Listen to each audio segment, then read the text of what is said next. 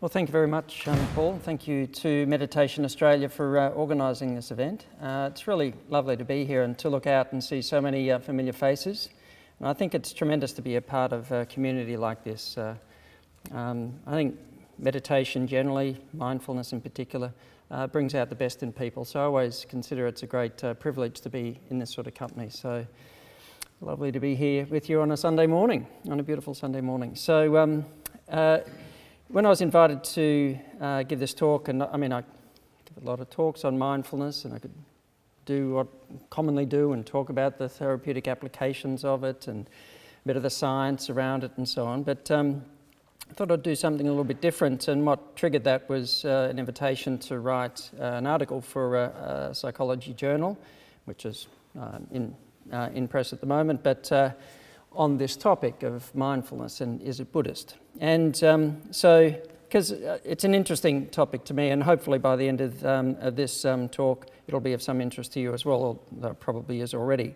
But so mindfulness, is it Buddhist or is it perhaps universal? So, all right, well, let's get underway. As you're probably aware, there's something of a mindfulness revolution these days. And in giving this talk about mindfulness, that's what I mainly teach. I don't want to for a moment say, well, mindfulness is the best meditation. I don't want to get into discussions about that at all, because there are many traditions of meditation. And although most of the research on meditation's being done on mindfulness, and that's got the highest profile, I just want to acknowledge that I think all of the world's great wisdom traditions and their forms of meditation would have similar kinds of effects if they're noted. But as you can see, the principles of mindfulness are not a new idea. And this is a widely used quote from William James. And he laid the foundations for modern psychology pretty much. So it was all there in this classic text he wrote in the late 19th century. And this quote, "The faculty of voluntarily bringing back a wandering attention over and over again is the very root of judgment, character and will. No one is compos sui, or a master of themselves, if he have it not. An education which should improve this faculty would be the education par excellence." I mean, that's a pretty strong statement. The importance of attention, the importance of awareness. But the Western world had pretty much lost touch with its meditative or contemplative roots. So it was a kind of a footnote that was just totally ignored and glossed over. And if that had been taken on board way back then, the path of psychology would have been very different. In fact, I think the mental health of the community would be very different to what it is today. But anyway, people talk about a mindful revolution. And you can see on this graph, which just maps the number of studies published on mindfulness by itself, not all meditation together, but mindfulness by itself, published in peer-reviewed scientific journals. I think you can notice a trend. Can you notice a trend? Yeah. So, now mind you, that trend continues. That only goes up to 2016. In the first 6 months of this year, there were nearly 750 new papers on mindfulness published in peer-reviewed scientific journals. So it'll be close to 1,500 new papers by the end of this year. Okay, so that trend is continuing. And so anyway, I'm not here to talk about all of the research and what all of that shows, although that's interesting and important. The question today is mindfulness. Is it Buddhist? And because that's something that certainly comes up. Now, sometimes it comes up in running groups. It probably does for you. People say, oh, no, it's a Buddhist thing. I'm not interested in it. Or I want to learn about mindfulness. Or you're not teaching a religious thing, are you? And so on. And so that kind of question comes up a bit. So my answer to that question is yes and no. All right, so that's all I wanted to say. I don't want to say anything after that. I just yes and no. Now, I'm not trying to hedge my bets. I mean, the answer to that could be yes or could be no. It depends on which perspective you look at it from. So in this talk, I would like to firstly pay homage to Buddhism and the Buddhist tradition, which I think has been probably the most important single driver in terms of mindfulness, being as popular as it is these days. Acknowledge that the philosophy of mindfulness is expressed in all of the world's great wisdom traditions. I can't really find an element of mindfulness you can't find spoken about in other wisdom traditions as well. Explore how one discovers mindfulness. So is it something you have to learn from a book or learn from a classic text or to go to a temple to learn? Or is it something we learn in some other way?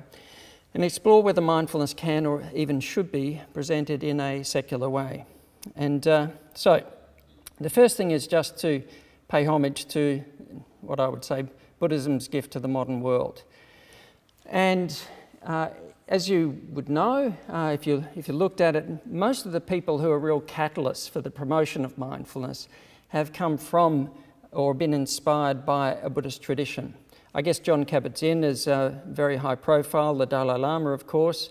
And one of the things that he was really very much encouraging was to get out and do the science. Because if he said, well, look, if the scientific research looks at it and finds something that, well, it doesn't actually work, we've been doing it for thousands of years and, sitting down, but it doesn't actually work, then we should probably stop doing it. So Mind and Life Institute was very much inspired by him. But Jon Kabat-Zinn's work from the late 70s, and then he developed, of course, MBSR, but then MBCT. So taking that philosophy that John was embodying in MBSR and turning that into MBCT. But Richard Davidson, Sarah Lazar, so a lot of the world-renowned neuroscientists were very much inspired by the Buddhist tradition, inspired by Jon Kabat-Zinn. Ron Epstein from University of Rochester was integrating it into the medical curriculum over there. Matthew Ricard, of course, a Buddhist monk, but he had a science background. Wonderful photographer as well. I don't know if you've seen any of his photography books, but Thich Nhat Hanh. So you'd have to say that these people and many more have been very much inspiring, leading the way in the science, the teaching, the popularisation of mindfulness. So homage to that. But of course, any of the principles are not just Buddhist. I'll just start with this quote. I'm going to quote some William Shakespeare to you today. Is that all right? I will try and not do the soliloquy any more than just say to be or not to be. That is the question. All right? And anyway, so we'll look at the principles of mindfulness from lots of different perspectives. So as you travel life's highway, don't forget to stop and eat the roses. All right? So a little bit of cow philosophy. So the philosophy of mindfulness. Now, so when I talk about the philosophy of mindfulness, I guess it's a part of what I consider the 4 F's. So the 4 F's of teaching mindfulness. That is, be flexible with the form, but faithful to the philosophy. And if one's going to teach something like mindfulness, or anything for that matter, sometimes things are being taught that that are called mindfulness that I wouldn't recognise as mindfulness. They might be useful, from some other perspective, but I wouldn't necessarily recognise them as mindfulness. And yet at the same time, we can be very rigid with the form. It's not mindfulness unless you eat a raisin on week 1. All right? You've got to eat a raisin on week 1. If you don't, it's not mindfulness. And so there's a kind of flexibility with the form, how it's taught, how it's packaged, how it's presented. I think there's an infinite number of ways of doing that, and creative ways of doing that. I know, for example, Janet, working with kids and all the different ways you can introduce mindfulness to children. So be very flexible with the form, to be creative with it, but at the same time be grounded in the philosophy. But the philosophy of mindfulness, I don't think, is just a Buddhist philosophy. So these are 10 points that I'll speak to and say a few words about. And I will look at each of these individually, so I don't need to worry too much about taking them down, because I'll work through them one by one. But the first thing, we need to wake up. Now, all right, so we need to wake up. I can remember for myself as a, I'll say one of the first experiences I had, which I sometimes mention, that when I was about 15 or so, I used to love sport, but I used to do quite a lot of competitive swimming at that time. And there were a season each year when there were these big swimming meets that would come up. And in the weeks leading up to those big swimming meets, I would often get quite nervous. I get, a little bit queasy in the stomach and the heart's going. I'd often feel quite nervous. I don't know if anybody else ever got nervous before sporting events or performance, if you're into music and so on, but I would often get quite nervous. And I was at home one Saturday morning, And I was about to head out to play some tennis that morning, but everybody else had already headed off to their tennis matches and whatever else they were doing. So I was at home by myself. And I was sitting on this chair in our lounge room, and I was feeling a bit nervous. It's a couple of weeks to go. And as I was sitting there, all of a sudden I had this moment of kind of awareness, where I just stood back from the situation, as it were, and I noticed the body feeling like this. But I had a sort of a reality check when I looked around me, and I noticed, why am I feeling like that? Because I'm sitting on this comfortable chair, and we had these French doors, and there was this dappled sunlight that came in through the lemon-scented gum tree, and wattle birds would be singing out there. All of a sudden I just realised I'm just sitting here in an extremely comfortable and pleasant environment, and yet my body was feeling like that. And I kind of got curious. I thought, that's interesting. Why am I feeling like that? Because there was no reason to. And I kind of noticed what had been going on in my mind until that point. And what I noticed while the body was feeling like that was that there was an imaginary me standing on the imaginary starting blocks at the old Olympic pool in Melbourne, which is no longer a pool, waiting for the imaginary starter's gun to go. Right? And all of a sudden I noticed that I'd been in a dream world. And I was taking that dream to be true. And my body was reacting to that. And I thought, that's interesting. And I had these questions that sort of popped up spontaneously in my mind. How much of the time am I in a dream world without even noticing it, without even knowing? I wonder how much of my anxiety and worry and all of this stuff is just what my mind is projecting, and I'm taking it to be real. And I could feel the effects on the body. You know, like the mind-body relationship. I didn't need to attend a lecture on mind-body medicine to notice this does not feel right. That's not good for the body. I can just tell. And I had this sort of thought, I need to wake up. Right? And it was, I suppose I would say, if I had the language of it these days, I would say it was a moment of being mindful, a moment of waking up and realising I was in a dream world. Now, whatever precious jewel there is in the heavenly worlds, there is nothing comparable to one who is awakened. Now, it's not like, and from that moment on, I was awake, and I've never gone to sleep again. But it's like when the sleep, the dream world closes in, there's something in the background that knows that that's not it. There's something that knows there's something more than that. Now, mind you, this kind of notion certainly finds its way into popular culture. One of my favourite movies is particularly the first episode of The Matrix. Anybody seen that? Great movie, great.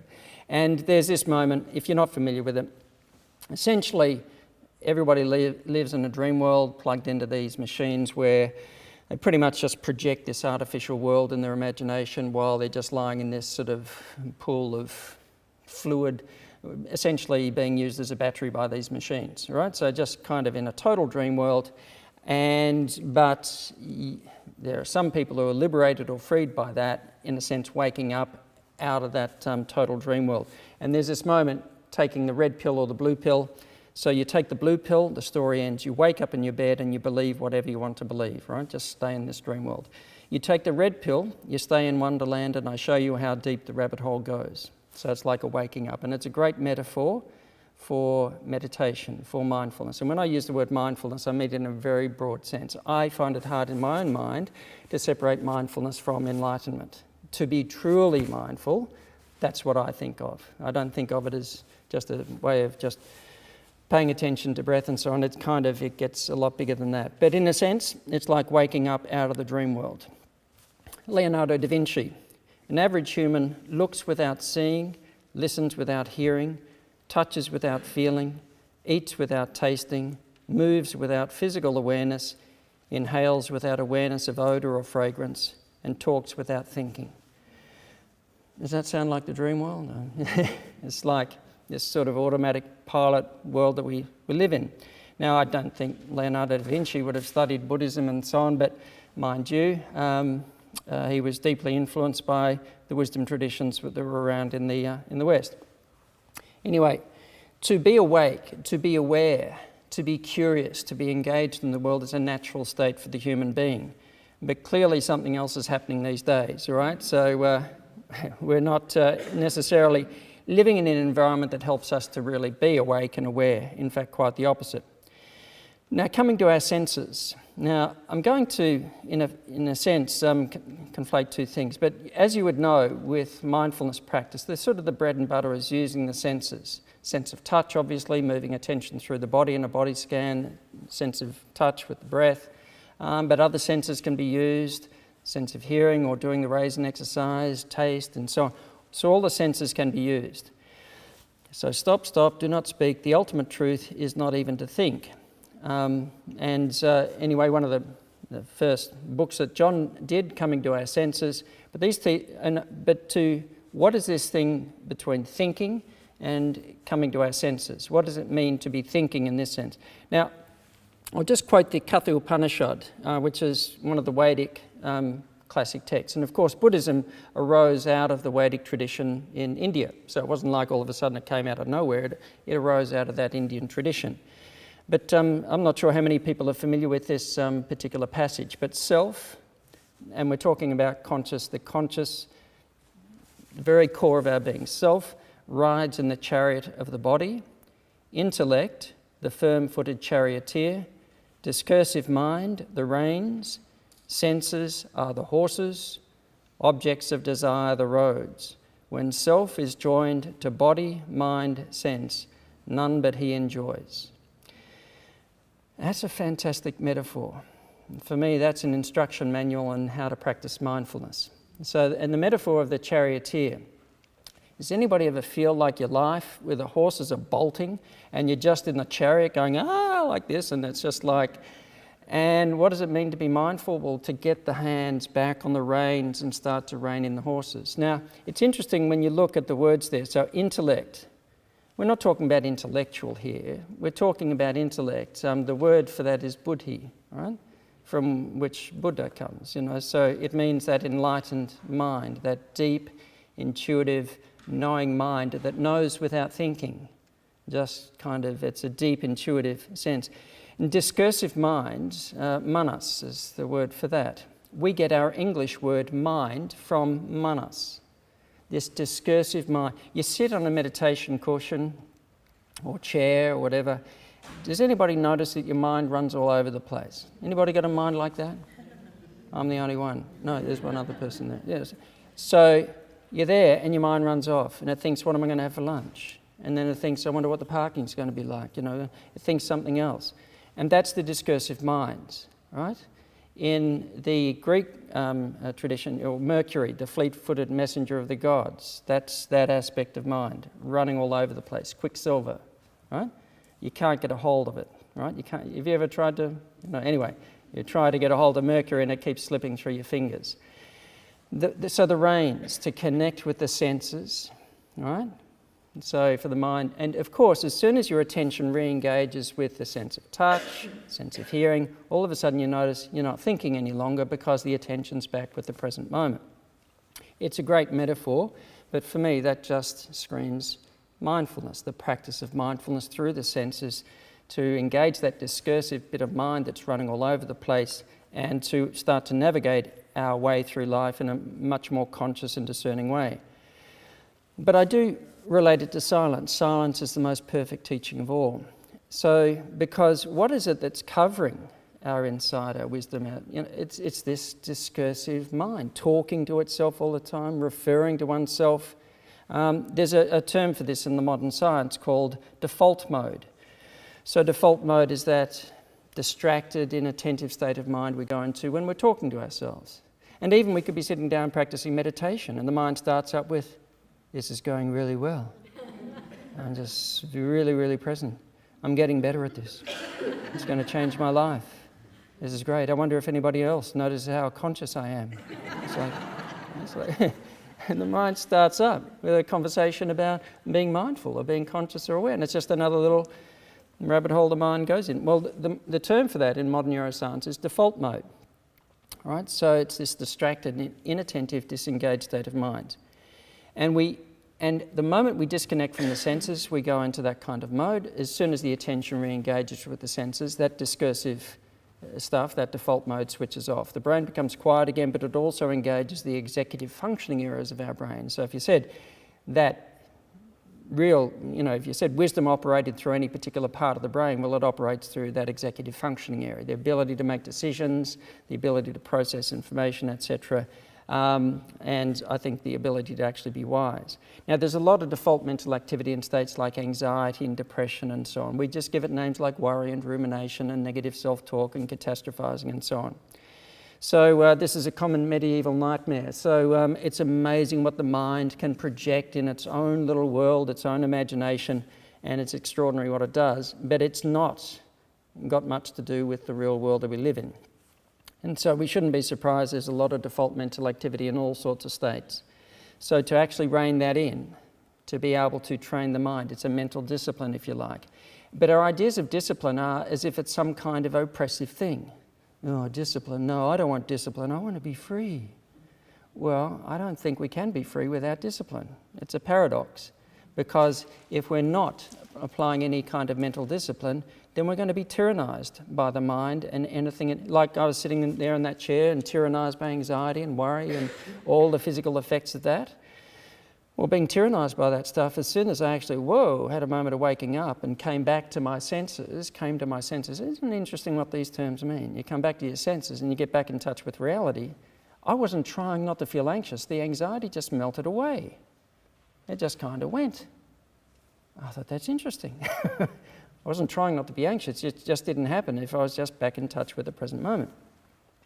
And it's interesting, this is Proceedings of the National Academy of Sciences. I'm not going to refer too much to the science, but this looked at the contents of this default mental activity about the multifaceted self.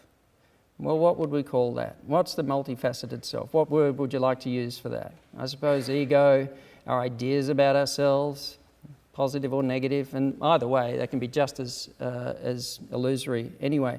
But this constant self-referential kind of talk in the head.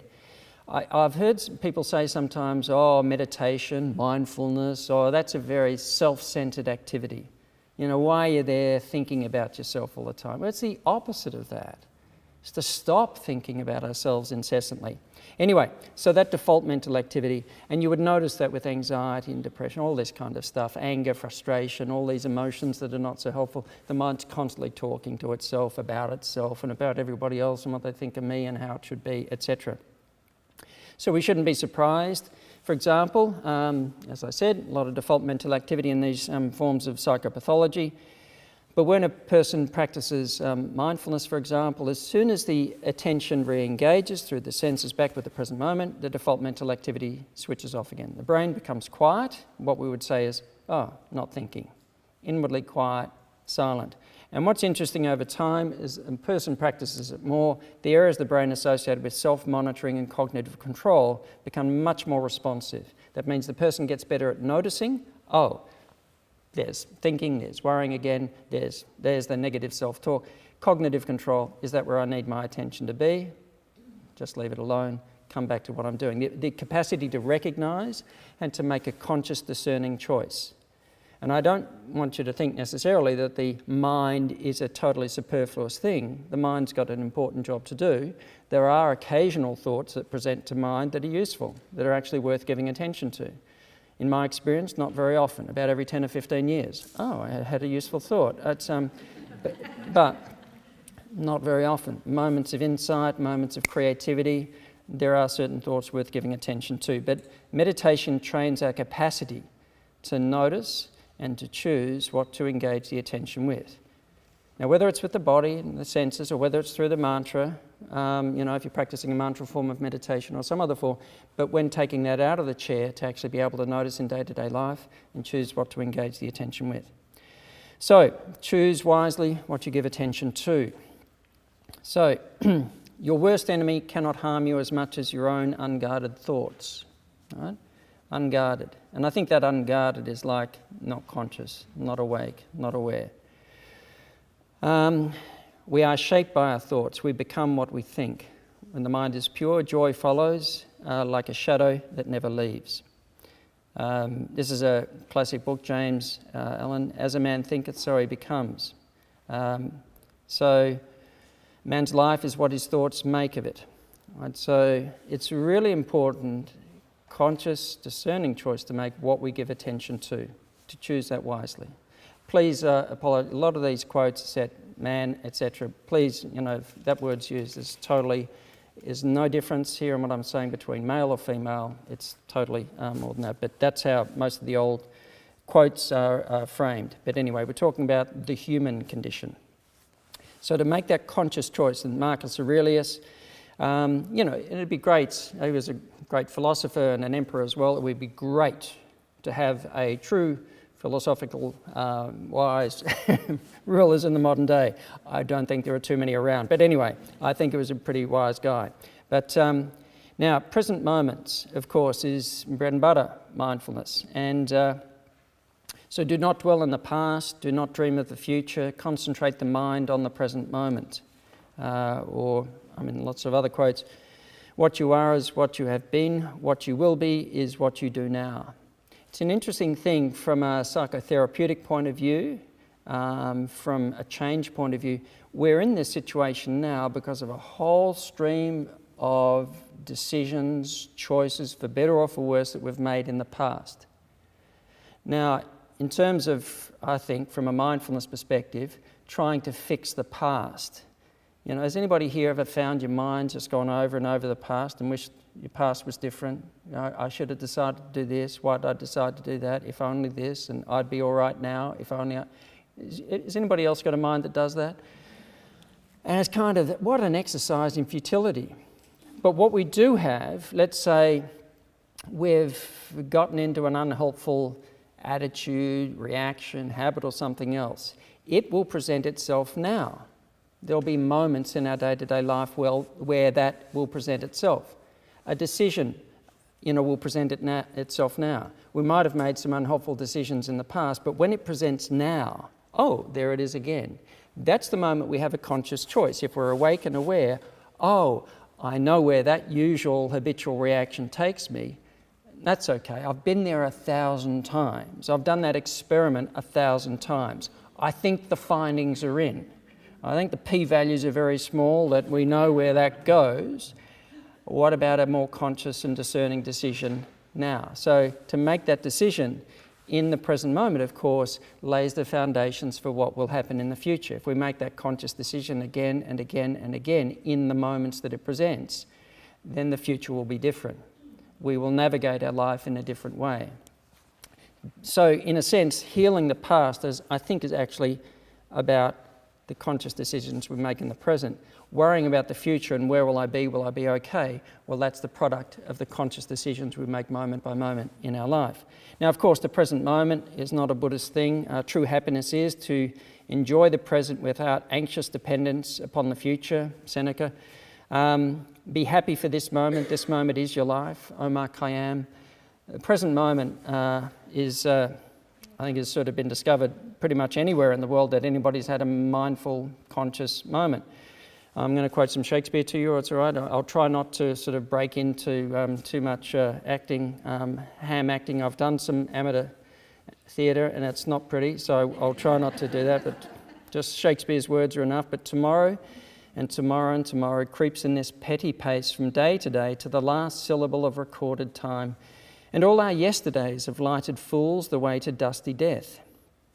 Out, brief candle life's but a walking shadow, a poor play that struts and frets his hour upon the stage and then is heard no more.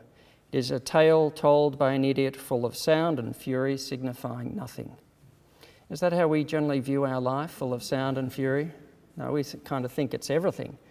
But in that moment of being truly conscious or transcendent, for example, we actually realise it's not what we thought it was.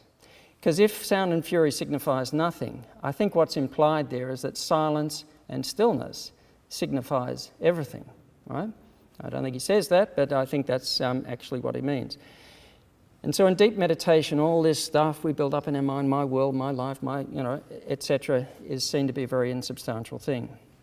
Now, I do notice that where's Paul? Now, we started late. Do you want me to finish or keep going? And you let me know how much longer we've got because we started late. At least 5 minutes. At least 5 minutes. Let's move on. All right. Non-attachment. The root of suffering is attachment. Attachment leads to suffering. Now, what if I told you could watch your thoughts without having to act on them, standing back from the thinking mind? So this is another quote from the Gita. So when a man dwells on the objects of sense, he creates an attraction for them. Attraction develops into desire, and desire breeds anger. You probably notice that any time anybody gets in the way of your desire, something you want. Anger induces delusion. Delusion, loss of memory. Through loss of memory, reason is shattered, and loss of reason leads to destruction. But the self-controlled soul who moves amongst sense objects free from either attachment or repulsion, he wins eternal peace. All right? So, acceptance. Serenity comes when you trade expectations for acceptance. And again, to quote Shakespeare, I won't say too much. I'll jump, perhaps jump to the middle of the quote, but experiencing adversity. Sweet are the uses of adversity, which, like the toad, ugly and venomous, wears yet a precious jewel in his head. And this our life, exempt from public haunt, finds tongues in trees, books in the running brooks, sermons in stones, and good in everything. I would not change it. There's just radical acceptance going through the adversity, the physical suffering, etc. So these are very universal things. Compassion. It's not too much, you can say. I mean, the Buddhist tradition absolutely excels in the cultivation of compassion to self and to others. But of course, there are a lot of examples of all of the other world's great wisdom traditions who cultivate compassion. Right? So even in the most adverse situations. So impermanence. So the world is afflicted by death and decay, but the wise do not grieve, having realised the nature of the world. Things change. If we get attached to stuff that changes, we are in store for grief, for suffering, because it will come and it will go. There's nothing in our life that is permanent. Everything changes. And meditation gives us the opportunity to choose that, to actually notice that, because there's this constant impermanence of every sensation, every thought, every feeling, every moment is changing. And if we just live life remembering that, then of course we don't experience the grief that we would otherwise experience. The non-permanent appearance of happiness and distress and their disappearance in due course are like the appearance and disappearance of summer and winter seasons, in the Bhagavad Gita. So, all right, perhaps a quote from Plato. And were we not saying long ago that the soul, and that's a translation of the word psyche, when using the body as an instrument of perception, that is to say, when using the sense of sight or hearing or some other sense, the soul too is then dragged by the body into the region of the changeable and wanders and is confused. There we are, caught up in the world, all the stuff that's happening. But when returning into herself, so he's referring to the soul as herself, then she reflects. Then she passes into the other world, the region of purity and eternity and immortality and unchangeableness, which are her kindred. And with them she ever lives when she is by herself and is not let or hindered. Then she ceases from her erring ways, and being in communion with the unchanging is unchanging. And this state of the soul is called wisdom. There's Plato from the famous School of Athens painting, but to the oneness, the centre, the transcendent, if you like. I'm not going to have time for this quote, Shakespeare, but just briefly to mention about, say, self-mastery. And I thought it was extraordinary. That's a photo of the boys, the Thai boys soccer team they found in that cave. And boy, if you're going to be stuck in a situation like that, to have a soccer coach as a meditation teacher, it'd have to be pretty good. But when they found those boys, they were coping incredibly well. It was just extraordinary. I was gobsmacked. What are they doing? That they were so calm in that situation. And it came to light that taught them a lot of meditation they practiced in that dark cave without food, etc.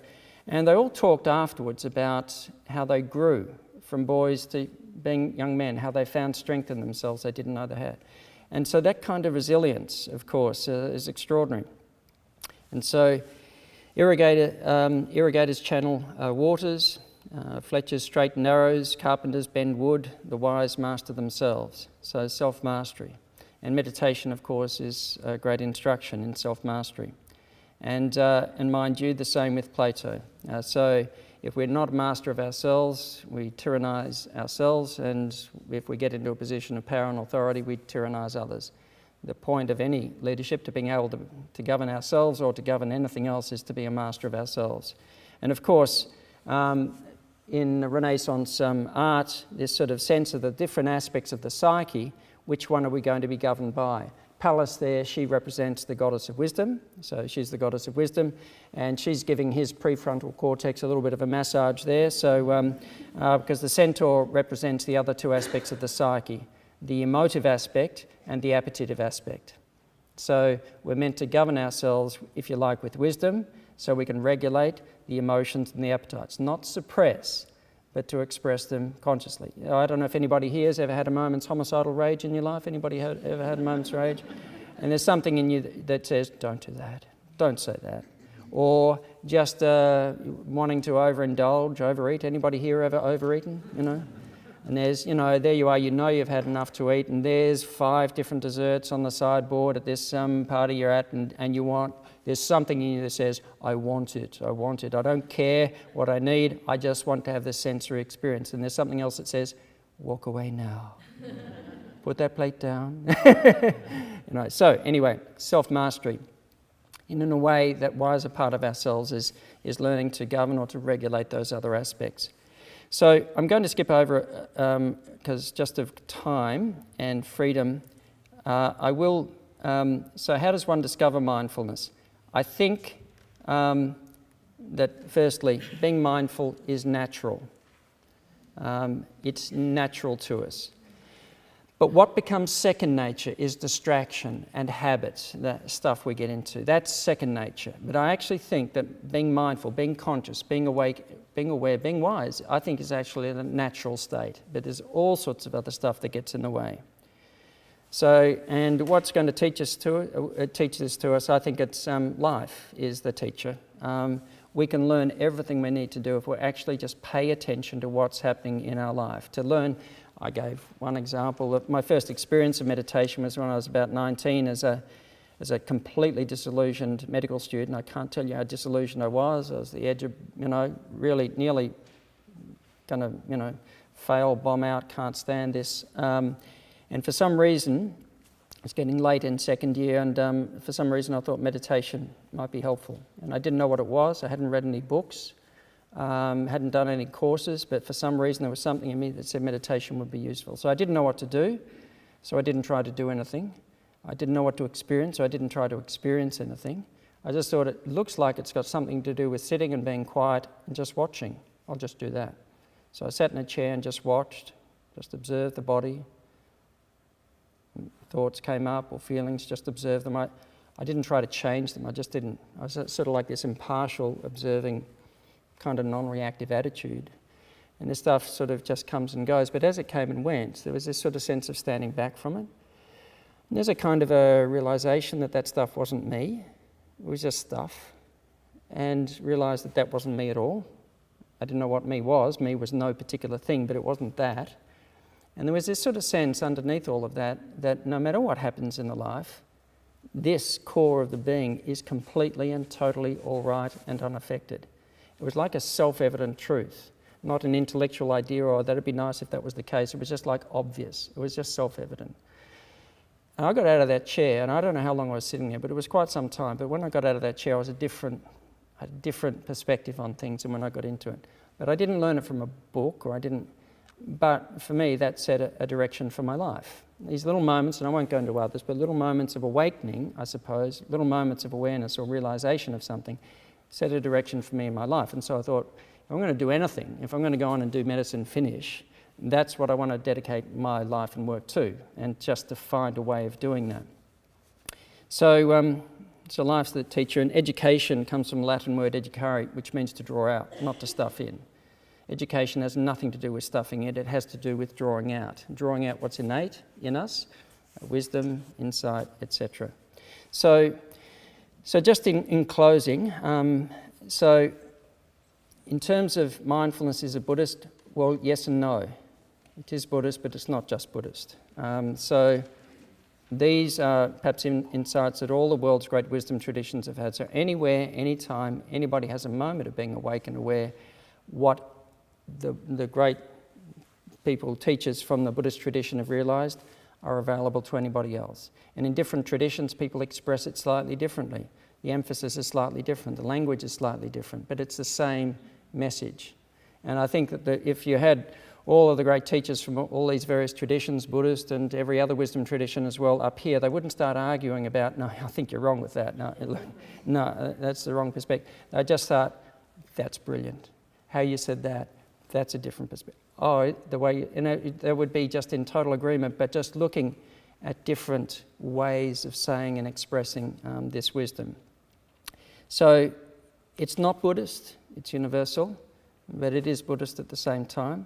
But in my experience of teaching mindfulness at university, in various environments, work, corporate environments, most people aren't coming along looking for a Buddhist message. And if it's packaged as if it is Buddhist, then many people are not interested or reject it, even without considering it. And because I didn't learn it from a Buddhist perspective, I kind of learned it through self-discovery and then developed a great interest and respect for what the world's great wisdom traditions have had. I've never taught it in a Buddhist way. I've just tried to teach it in a practical, pragmatic way that relates to where people are, and then let people expand and deepen their understanding of it in their own way, in their own time. But I think the language does matter, and I think that being informed by a wisdom tradition means that a person can perhaps teach meditation in a deeper and a safer way. To not have that grounding in a wisdom tradition, I think, comes with potential problems. But you don't necessarily have to get up there and speak it all in a spiritual way and everything else, but you can actually be aware of the wisdom that underpins it and express it, find a language and a form that's relevant to that audience, to that group, to that individual, and I think it would almost be inappropriate to do anything else. All right, so I can see that Paul's starting to move now, and it's time for me to finish.